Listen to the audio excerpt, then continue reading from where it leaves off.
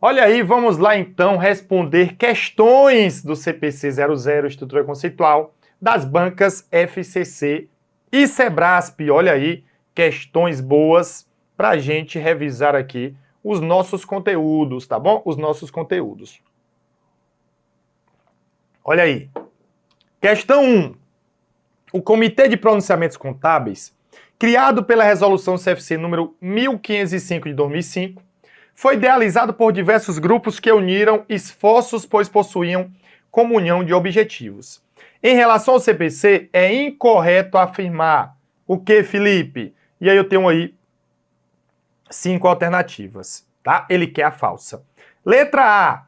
A Abrasc e a PIMEC Nacional fazem parte do grupo idealizador do CPC, do comitê? Sim. Essas duas entidades fazem parte, né? São entidades aí que fazem parte do Comitê de Pronunciamentos Contábeis, tá? A Abrasc, que é a Associação Brasileira das Companhias Abertas, e a PIMEC, que é uma associação, né, de analistas e profissionais de mercado de capitais.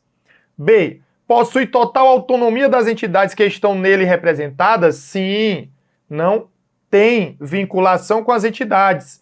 Eles podem decidir e têm total autonomia para essa decisão. Bovespa e FIPECAF fazem parte do grupo idealizador do CPC? Sim, né? A Fundação de Pesquisa e a Bolsa de Valores, que atualmente a Bolsa de Valores é até chamada de B3 Brasil Bolsa Balcão. B3 Brasil Bolsa Balcão. Pronto. D. Possui a estrutura própria para a realização de suas atividades? Não, aqui está incorreto. Porque ele não tem estrutura própria. Na verdade, o CPC, ele utiliza, tá, a estrutura, tá certo, do Conselho Federal de Contabilidade. Ó, utiliza a estrutura do Conselho Federal de Contabilidade. E a letra E, claro, está correta, porque foi criada a partir das necessidades, conforme nós vimos, de convergência internacional das normas contábeis, centralização na emissão das normas contábeis e representação em processo democrático na produção dessas informações. Então aí eu tenho que o nosso gabarito é a letra D.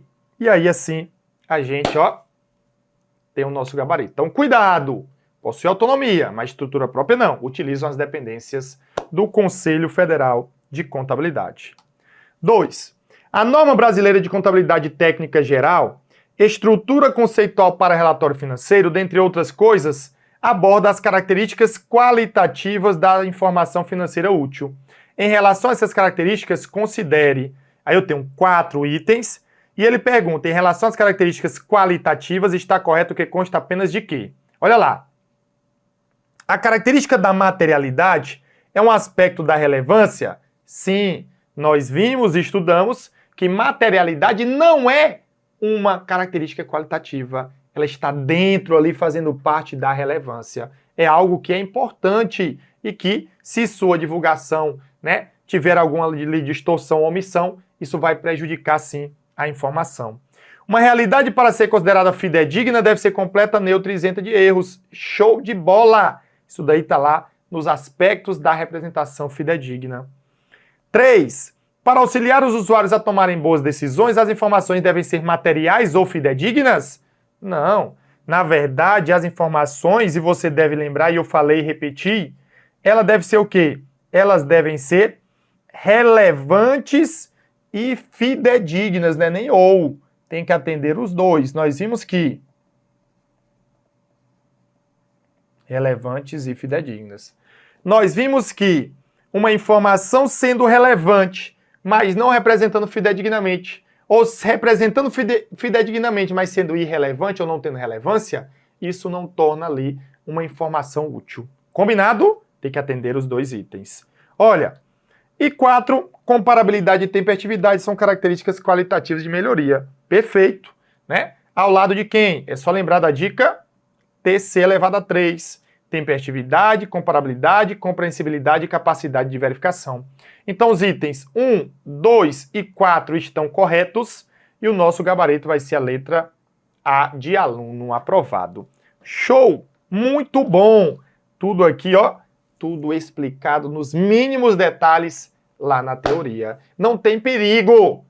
Vai gabaritar! Olha o que eu estou dizendo! Faça a sua parte, porque aqui tá só o midibuiado. Se você fizer a sua parte, você vai chegar lá e dominar as questões. Olha que coisa boa. Perfeito! 3. Aí essa, né? Essa tá brincando com a gente. Se revisar, acerta. Não tenha dúvidas, tá bom? Não tenha dúvidas. Pronto. Olha aí que coisa boa. Vejam, os 3 atributos para que uma demonstração seja considerada fidedigna são o quê? É só eu lembrar. Ela tem que ser, tá até a resposta aqui, ó, completa, neutra, isenta de erros. É isso daí. Completa, neutra, isenta de erros. Gabarito, mais uma vez, né? A letra A de aluno aprovado. Essa tá tranquila. 4. Essa tem uma contextualização. Essa é boa, essa é boa. Olha aí, a empresa Empreendimentos S.A. atua no segmento da construção civil, exclusivamente na construção de agências bancárias. Nesse mercado, a inadimplência é próxima de zero, em decorrência do setor ser bastante forte. Com o objetivo de ampliar os seus negócios, a empresa passou a atuar no último ano no segmento de casas populares. Olha, a construção civil, né?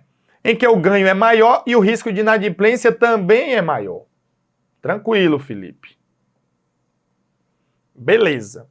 O faturamento nesse primeiro ano representou 2% do total, com esse novo projeto de construir casas populares. A empresa deve divulgar essa informação por ser o quê? E aí ele pergunta por que eu devo divulgar essa informação. Olha aí, por que eu devo divulgar essa informação. Então vejam, porque ela é material e permite a avaliação do PL, olha aí. Vejam bem, essa nova informação ela é importante, que ela vai agora vender casas populares e ter um risco de inadimplência maior? Sim, ela é relevante, que pode impactar o quê? No resultado da empresa. Show de bola! Ela é material. Porém, não tem nada a ver permitir a avaliação do PL. Isso não vai influenciar. Então, letra A, errada. B. Essa informação a empresa deve divulgar por ser neutra. Olha aí. E não modificar a análise do usuário? Claro que pode modificar a análise do usuário. Porque eu posso estar investindo nessa empresa e depois dessa informação diga, opa, não sei mais, não vou investir. Combinado? Então, letra B, errado. É essencial para o encerramento das demonstrações contábeis? Alternativa totalmente sem sentido. D. Direcionadora para tomadores de decisões a favor da empresa? Olha aí. Tá? Isso eu não tenho como garantir, né? Pode ser a favor da empresa, ou às vezes pode ser até em desfavor da empresa, tá? E relevante afetar a avaliação de riscos e oportunidades, esse é o nosso gabarito. Então, como a informação é importante e ela é relevante, eu tenho que o quê? Eu tenho que divulgar essa informação, porque isso pode afetar riscos e oportunidades para a entidade e, claro, para aqueles usuários que utilizam aí essa informação. É isso que a gente tem. Pronto, Felipe, isso daí, ó, perfeito. Gabarito letra E de esforçado. Quinta. Olha, essa daqui também é boa. Vejam. O auditor externo, ao avaliar as demonstrações contábeis da empresa Saracura Farmacêuticos S.A., solicitou que as provisões para créditos de liquidação duvidosa, que na verdade seriam as perdas estimadas, fossem constituídas de forma conservadora, incluindo todos os créditos vencidos há mais de 60 dias. O procedimento foi adotado em decorrência de a empresa estar com bons resultados e apresentar posição mais conservadora, resguardando a administração e a auditoria. Nesse caso, a estrutura conceitual vigente faz o quê? Então vejam, eu tenho aí uma situação, olha bem, tá certo? Eu tenho uma situação onde ele diz, né, que a empresa solicitou que as provisões elas fossem constituídas de forma mais conservadora, incluindo todos os créditos vencidos há mais de 60 dias.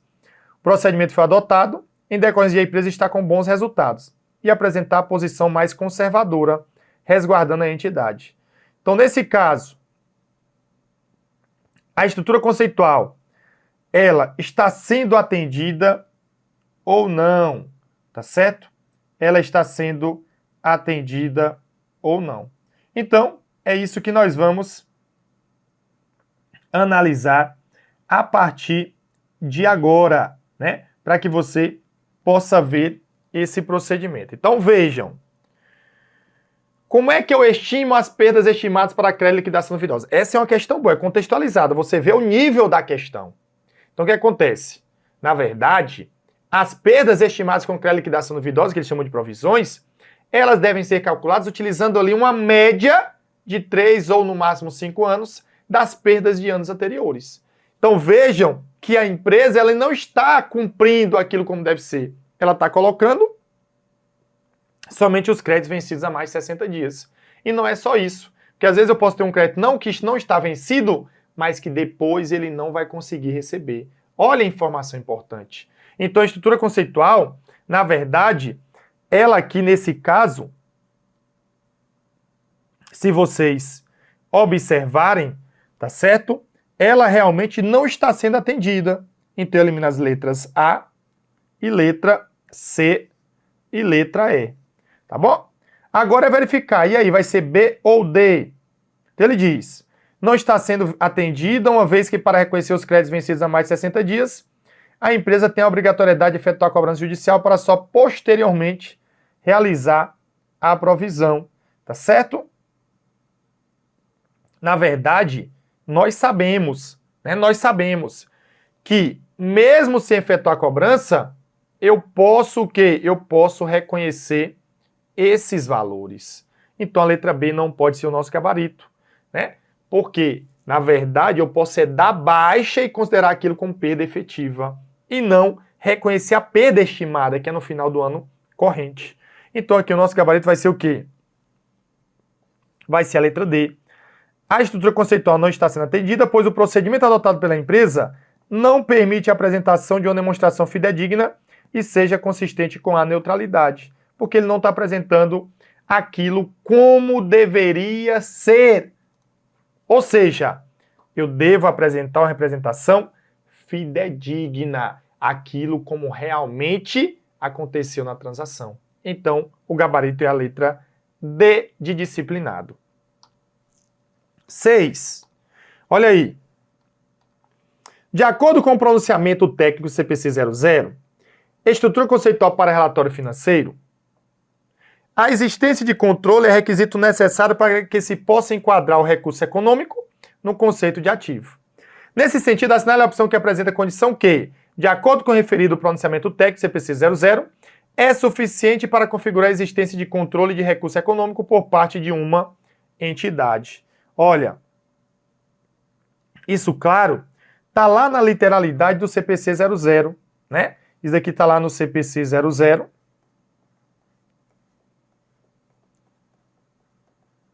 Item 4.20. 4.20. E aí ele diz que, lembra lá que eu falei, né? Lembra lá que eu falei, olha, ela tem um controle quando ela comanda. Ela diz como deve ser usada, ela direciona e vai receber os benefícios desse uso. Então, nosso gabarito é a letra D de dedicado. A entidade deter a capacidade presente de direcionar o uso do recurso econômico e obter os recursos econômicos que possam dele fluir. É isso que a gente tem na questão. O nosso gabarito aí vai ser a letra D. Olha que questão boa, né? Essa questão aí,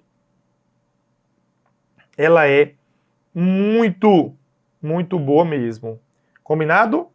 Pronto. Vamos avançando. 7ª. Quanto à estrutura conceitual para a elaboração e divulgação de relatório contábil financeiro, julgue os itens seguintes. 7ª.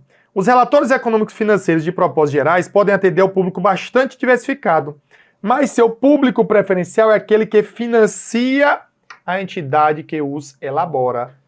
Item perfeito, gabarito certo. Falamos isso várias vezes. E essas pessoas são quem? São os principais usuários, que eu falei e repeti muitas vezes na teoria. Olha, a empresa ela apresenta as informações e aquilo atende todos os usuários, mas ele visa principalmente o grupo, os principais usuários, investidores, credores por empréstimos, né? E outros credores existentes e em potencial. Oitava, para que a informação seja relevante, ela deve ser dotada de valor preditivo e de valor confirmatório. Olha aí, olha que questão que pode ser, né, pegadinha, tá? Pegadinha. Vejam, na verdade, para que a informação seja relevante, ela deve ser dotada, e tem que tomar cuidado com as palavras, ó, de valor preditivo e de valor confirmatório. Pessoal, nós sabemos que a informação relevante ela pode ter o quê? Ela pode ter valor confirmatório, preditivo ou ambos, que seria preditivo e confirmatório. Então ela não deve ter só um. Isso daqui torna a alternativa errada. Olha aí. Item errado. Na verdade, ela pode ser dotada de valor preditivo e valor confirmatório, que seria ambos. Mas eu posso também ter o valor preditivo ou valor confirmatório.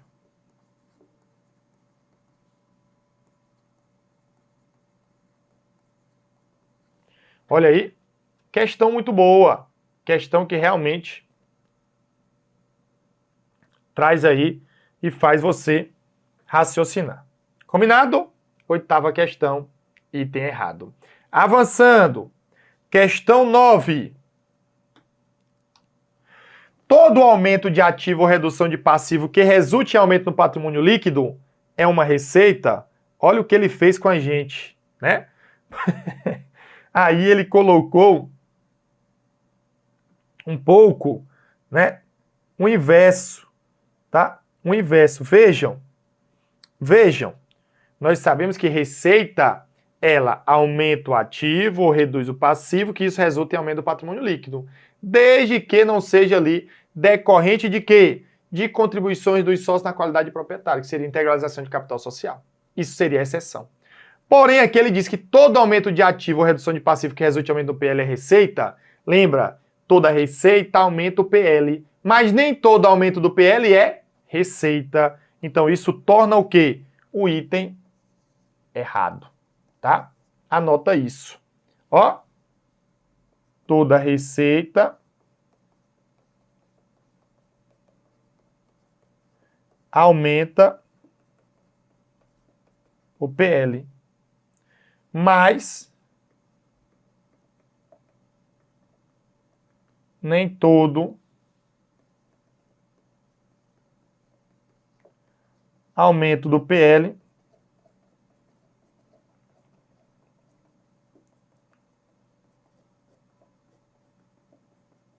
representa receita. Exemplo, Felipe. Integralização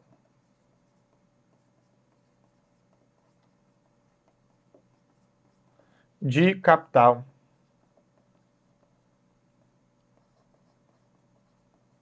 social. Pronto. Bom demais. Olha aí. Vamos então aí avançando para mais uma questão boa. 10. No que se refere a receitas e despesas, julgue os itens subsequentes. Receitas são aumentos nos ativos ou reduções nos passivos que resultam em aumentos no patrimônio líquido, exceto aqueles referentes às contribuições de detentores de direitos sobre o patrimônio. Aqui não tem nem o que conversar. Item certo é o conceito de ativo que nós acabamos de falar na questão anterior. Pronto? Show de bola! 10 certo. Questão 11. Felipe, com base no CPC 00, estrutura conceitual para relatório financeiro, julgue os itens subsecutivos. O valor em uso de um ativo, ele não contempla os custos de transação que a entidade que detém o controle do referido ativo espera incorrer no futuro, caso venha negociar esse ativo ao final de sua vida útil. Olha aí. Pronto. Então nós temos aí uma questão bem interessante, que ela está disciplinada lá no CPC 00,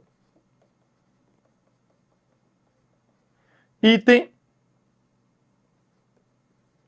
6.18, tá? E o item, ele está errado. E vou explicar por quê. Pessoal, vamos lá. A norma diz que, resumindo para você, tá? Valor em uso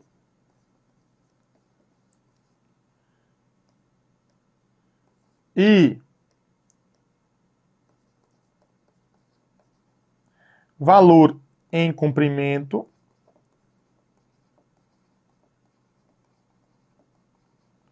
tá certo? O que é que eu vou ter? Eu vou ter o seguinte. Presta atenção. Eu tenho aqui duas formas. Eu tenho a aquisição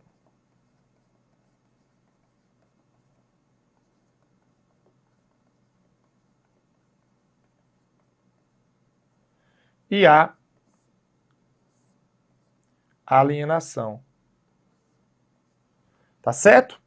E aí, na aquisição, realmente, tá? Vejam aqui, na aquisição,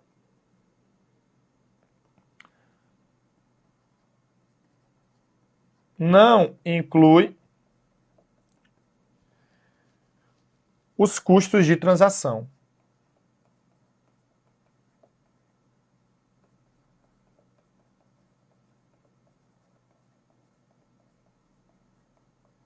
Combinado? Já na alienação,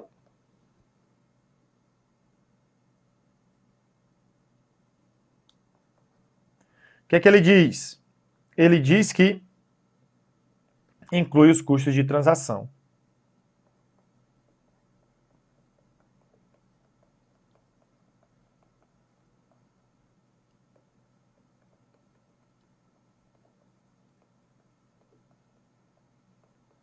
Pronto. Saiba disso. Então vejam. Qual é que vai ser o meu erro aqui? Qual é que vai ser o meu erro? Tá? Qual é que vai ser o meu erro?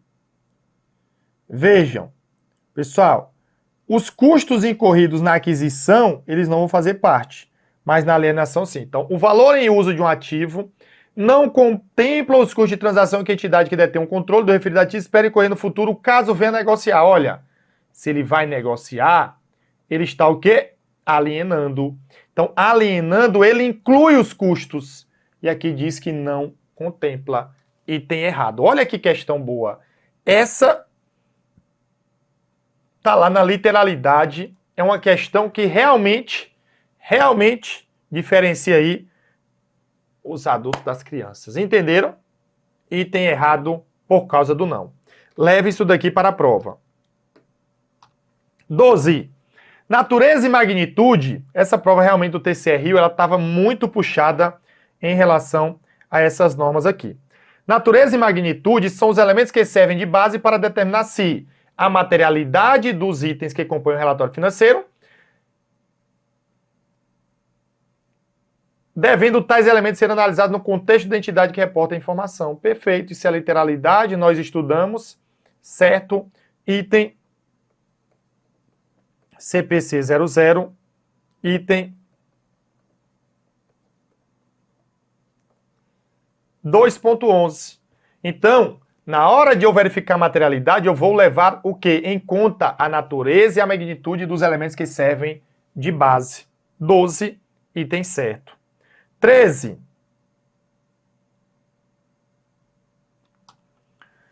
O custo amortizado é a base de mensuração contábil aplicado a ativos e passivos financeiros, cujo valor deve refletir estimativas de fluxos futuros de caixa, descontados a uma taxa determinada por ocasião do reconhecimento inicial dos referidos instrumentos financeiros. Aqui, ele cobra, tá certo? Um pouco da literalidade, mas também aí um item, né, que está ligado aí aos instrumentos financeiros. Isso daqui é o CPC 00, item 6.9, tá? Eu vou explicar para você, isso daqui tá certo, tá bom? Ativos e passivos financeiros são itens ligados ali, tá certo? A, por exemplo, aplicações financeiras, instrumentos financeiros é isso. E aí eu tenho formas de avaliar esse instrumento financeiro, que vai ser estudado se tiver na sua prova, tá? Para CPC 00 a gente precisa saber disso. E aí na hora de avaliar os instrumentos financeiros eu tenho três formas: custo amortizado, o valor justo por meio do resultado e o valor justo por meio de outros resultados abrangentes. Então esse custo amortizado é uma base de mensuração aplicável sim a esse tipo de ativo, onde eu vou reconhecer o custo inicial pela aquisição daquela aplicação financeira, mais os rendimentos segundo o regime de competência mês a mês, juntando o principal mais juros, eu vou ter ali o que eles chamam de custo amortizado. Gabarito certo. 14. No que se refere às características qualitativas fundamentais da informação financeira, julgue o item seguinte. As informações devem ser tanto relevantes, como fornecer representação fidedigna do que pretendem representar para serem úteis. Nem a representação fidedigna do fenômeno irrelevante, nem a representação não fidedigna de fenômeno relevante auxiliam os usuários a tomar boas decisões. Olha, repeti, falei na aula teórica e aqui também, né, reiterei. Isso está certo. Por quê? Porque a informação, para ela influenciar, auxiliar na tomada de decisão, ela tem que ser relevante e representar fidedignamente. Ela tem que ser os dois. Porque se é só um dos dois, então não vai auxiliar. É o que ele fala aí. Gabarito certo. 15. Uma das características qualitativas fundamentais da informação financeira é a representação fidedigna, que preconiza que as informações financeiras sejam representações fiéis da forma legal dos fenômenos econômicos que elas propõem representar. Não. Por quê? Porque não necessariamente vai ser exatamente a forma legal. E aí, caso não seja, eu tenho que considerar a essência da transação. Tá certo? Então aqui é a primazia da essência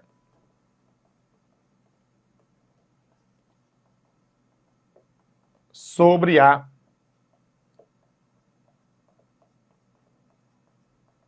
forma legal. A essência de quê?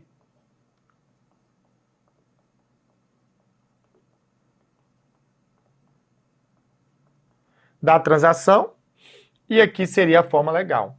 Na prática, o que acontece é o seguinte: a ideia é que aquilo que está no documento, na forma legal, seja igual àquilo que aconteceu. Opa, é um mundo perfeito. Mas pode ser que isso seja diferente. E caso seja, a norma diz que ela deve representar a essência da transação e não a forma legal. Então, por isso que não necessariamente vai ser aí a forma legal, vai ser fiel. Então, o gabarito está aí errado. Pronto. Beleza. 16. Segundo o Comitê de Pronunciamentos Contábeis, o CPC 00, os relatórios financeiros objetivam fornecer informações financeiras que sejam úteis na tomada de decisões referente à oferta de recursos à entidade por parte dos usuários em geral, não tendo o propósito de atender finalidade ou necessidade específica de determinados grupos de usuários. Ainda que destinados aos usuários em geral, esses relatórios destinam-se principalmente à tomada de decisão por quem? Por quem? Pelos principais usuários, que eu reitero, que são investidores, credores por empresas e outros credores existentes e em potencial.